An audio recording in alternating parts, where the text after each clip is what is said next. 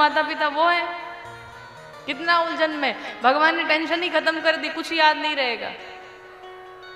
लेकिन कभी कभी ऐसा होता है कि जीव भूलता नहीं है, किसी किसी की बुद्धि को पता रहता है कि हम क्या थे। ऐसे ही एक सेठ था, वो एक बकरे को पकड़ के ले जा रहा था। रास्ते में गंगा मैया पड़ी और जैसे ही बकरे को गंगा स्नान कराया, महाराज बकरा हंसने लगा, जोर जोर से हंसने लगा और हंसने के बाद रोने भी लगा। तो बकरे को वो लोग काटने के लिए ले जा रहे थे। तो जब सेठ के पास उनके जो जानने वाले होंगे, जो लोग ले जा रहे थे, नौकर चाकर, कहा महाराज ये बड़ा अद्भुत बकरा है। कहा क्यों? कहा इसको जैसे गंगा स्नान कराया ये हंस पड़ा और रोता भी है, और सबसे अजीब बात तो यह है कि ये मनुष्यों की भाषा में बात करता है। तो सेठ ने पूछा बकरे से, ये बता भाई तू हंस क्यों रहा था? तो बकरे ने कहा कि हम इसलिए हंस रहे थे कि हमें पूर्व जन्म की सब बात याद है। क्या याद है तुम्हें?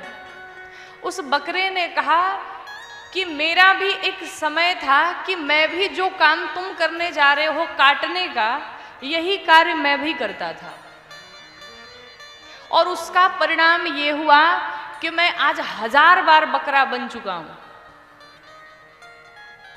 और जब मुझे पता चला कि तुम मुझे काटने ले जा रहे हो, तो मैं तुम्हें देख करके हंस पड़ा कि जो गलती मैंने की वही गलती तुम भी करने जा रहे हो।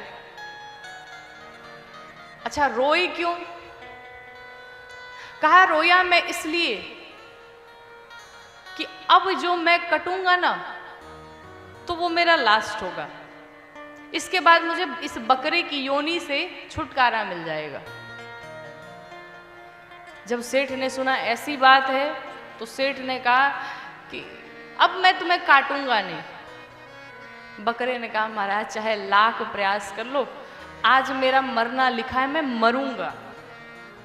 सेठ ने कहा मैं भी देखता हूं तुम कैसे मरोगे। पूरे बॉडीगार्ड लगा दिए बकरे के पास, चारों तरफ कोई परिंदा पर न मार पाए, और स्वयं सेठ भी उसके साथ साथ रहने लगा, घर से कहीं बाहर नहीं जाएगा। 4, 5, 10 लोगों को लगा दिया बकरे के आगे पीछे, कोई काटने न पाए, कोई कुछ करने न पाए। बकरा मुस्कुरा रहा है, आज मैं मरूंगा चाहे जैसे भी मरूं। इतनी सिक्योरिटी के बाद भी वो बकरा ऐसे ही बाहर गया, और जैसे ही बाहर गया महाराज एक बिजली की कड़क हुई और बिजली उसके सिर पर आकर के गिरी, और बकरा वहीं पर धड़ाम से गिर के मर गया। सेठ की आंखें खुल गई कि ये जो कह रहा था वो सत्य कह रहा था। मृत्यु अटल है, जब जिस स्थान पे जिस क्षण लिखा होगा मर जाएंगे आप, इसलिए मरने से नहीं डरना चाहिए।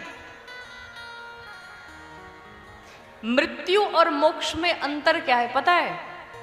मृत्यु किसे कहते हैं, मोक्ष किसे कहते हैं? बार बार हम आप चर्चा करते ना, हमें मोक्ष चाहिए। मोक्ष क्या है? मृत्यु क्या है? मृत्यु उसे कहते हैं कि हमारी सांसें समाप्त हो जाए लेकिन हमारी इच्छाएं बची रहें, इसे मृत्यु कहते हैं। और मोक्ष उसे कहते हैं कि हमारी इच्छाएं जीते जी समाप्त हो जाएं और सांसें बची रहे, उसे मोक्ष कहते हैं। ये असली मोक्ष है।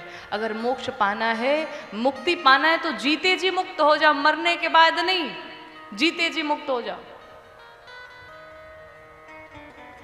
मृत्यु अटल है, मरने पर विचार होना चाहिए, हम मरे कैसे, कैसे अपनी मृत्यु को अच्छा बनाया जाए। एक जब हम लोग पढ़ते थे तो एक किताब आती थी, तो उस किताब में एक घटना थी और उस दृष्टांत से हमें बहुत बड़ी सीख मिलती है तो काल्पनिक लेकिन बड़ी सीख वाली बात है। एक बार एक व्यक्ति के घर पे यमराज पहुंचे। यमराज गए, काला काला भयानक शरीर देख करके वो व्यक्ति डर गया। भाई आप कौन है? कहा तुम्हारी मृत्यु, तुम्हें ले जाने के लिए आया हूं।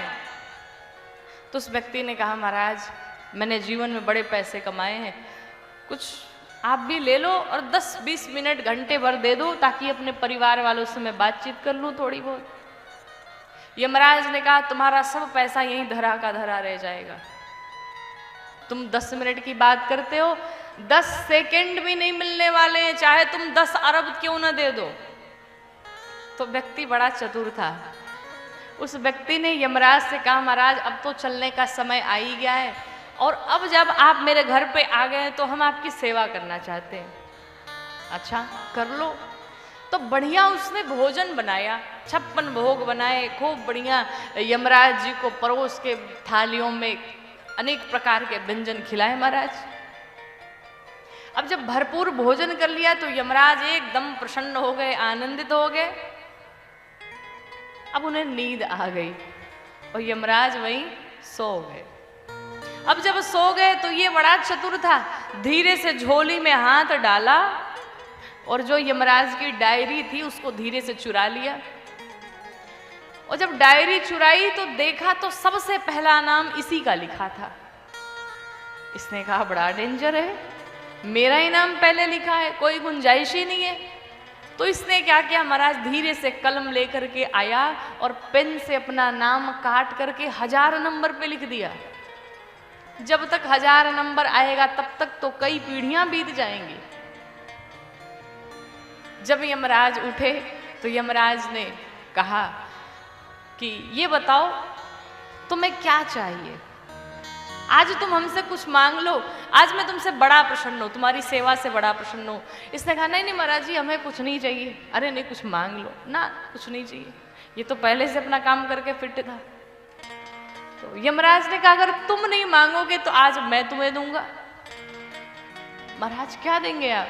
आज मैं तुम्हारे लिए सोच रहा हूं अपना नियम बदल दूं। मैं नियम बदल देंगे, क्या करेंगे? यमराज ने कहा आज मैं पहले नंबर से शुरुआत करने वाला था लेकिन अब मैं 1000 नंबर से शुरुआत करूंगा। ये बेचारा माथा पटक के रोने लगा, अपनी मौत अपने हाथों लिख डाली। सारी चालाकी गई, जितनी चालाकी करनी हो ना जीते जी कर लीजिए। और जब वहां से बुलावा आएगा ना कोई चालाकी कोई दिमाग नहीं काम नहीं करेगा, चाहे बीटेक एमटेक कुछ भी किए हो, भगवान के सामने किसी की नहीं चलती।